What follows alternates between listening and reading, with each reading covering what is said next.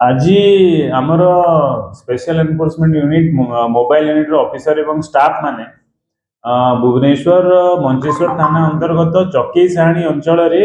Red करी दी जन accused जो माने कि गोटे स्कूटी साहाय्य चोरा रे ब्राउन सुगर कारबार करते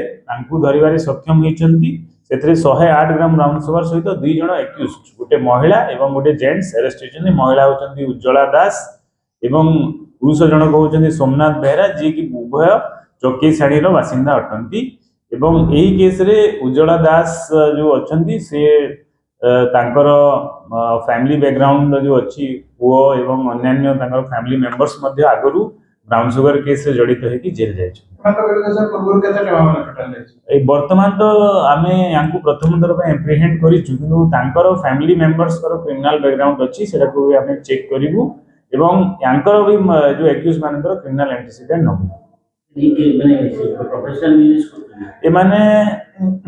ए भितर सोमनाथ बेहरा निजे खाती अन्य लोक सप्लाय करती। उज्ज्वला दास से गोटे चिराचरित हबिचुआल अफेंडर अच्छा फैमिली मेंबर्स को सहायता रे से प्रोफेशनली ब्राउन सुगर बेपार कर तो बर्तमान इन्वेस्टिगेशन करूँ किंतु उज्ज्वला दास को फैमिली बहुत दिन है बेपारी अच्छा जड़े दी जन ऑलरेडी फैमिली मेंबर्स जेल जा सारे आम पब्लिक कंप्लेंट्स आधार रे इंफॉर्मेशन जो हमको मिलूँ से आम फर्दर तदंत करी से एरिया रे आम धरवे सक्षम यहाँ चकई साणी साई टेम्पल पाखापाखि अंचल मैंने स्कूटी रे जो दी जन जाक जाऊे सहित जो ब्राउन सुगर रखिकी से समय आम विश्वस्त सूत्र खबर जेहतु थिला अटकई सर्च कर बॉडीली पोजिशन रु